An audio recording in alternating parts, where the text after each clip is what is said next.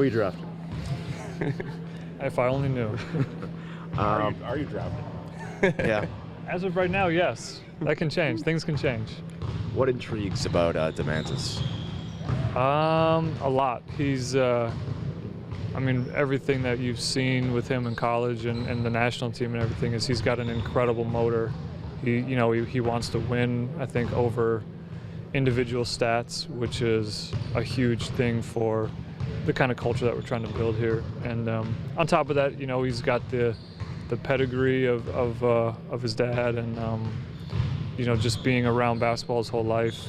And then he's got the size. He's got kind of a improving jump shot over the first couple years in college. So there's a lot there that you see as something to work with and kind of see where it goes from there. The pedigree, that's something that you guys had talked about that you liked about DeLon last year, being around his brother, being around the league from a young age. How much is that something that you guys look at, and how much does that factor into the evaluation process? I think it's a thing that people take for granted a lot. I mean, kids, when they're around the NBA game at a young age, and they're, so often you see, kids just messing around after practice with their dad or around, just being around the game. I mean, you see, like Steph Curry was a ball boy for the Raptors way back when, like just being around that high level of basketball, it just kind of, it gets in there by osmosis type thing. It just, they eat, sleep, and breathe basketball, and I think that Demantis is a type of guy like that. And I mean, his dad was one of the greatest big men of all time, so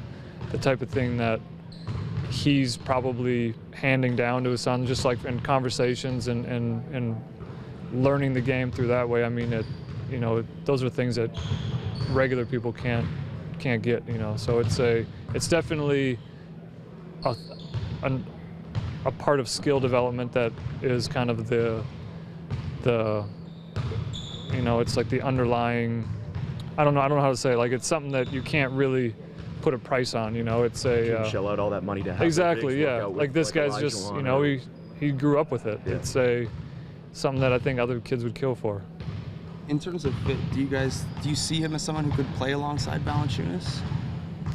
Yeah, I mean, I think that's definitely something that we're looking at. Yeah, he's a guy that I think he's such a good team player that he could probably play next to a lot of guys. Like, he's definitely a guy that makes others better around him, and with his improving jump shot and the all the different things he brings to the table with rebounding and just hustle and setting big screens, I think that, yeah, whether it's JV or anybody, if it's on coming off the bench or playing alongside the starters, whoever it is, he's the type of guy that in certain situations I think he can make a lot of players better.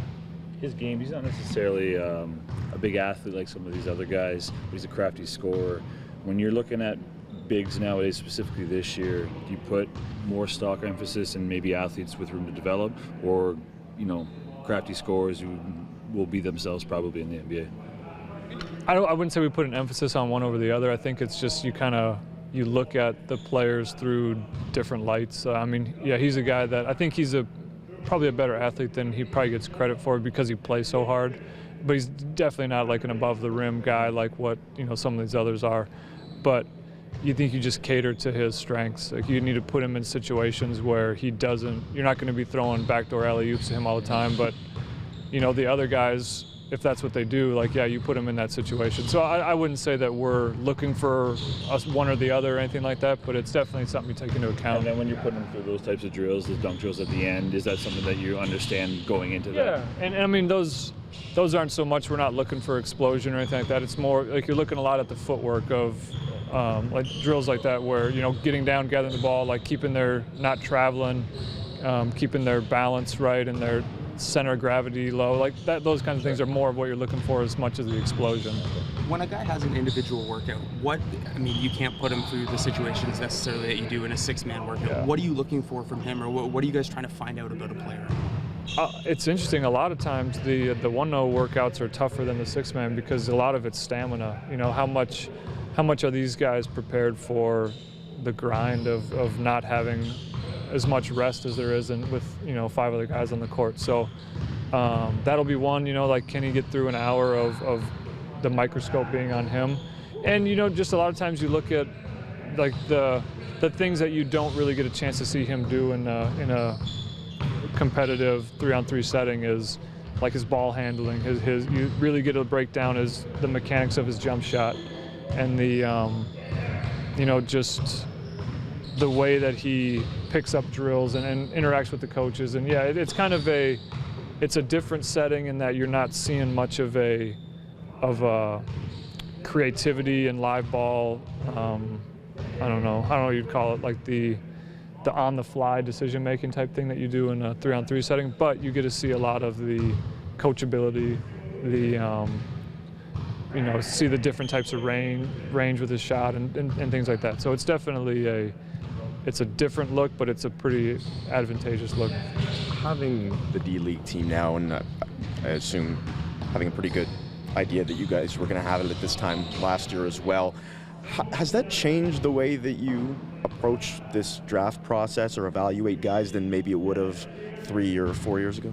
Yeah, definitely. I think that, we don't have a second-round pick right now, so we're essentially, we're looking at first-round guys, and then everyone else is kind of the way that we're approaching it. So guys, we're trying to find guys that, if there's a chance that this guy can go undrafted, is this a guy that would consider the D-League route? And you kind of you start looking at players a little bit differently that way.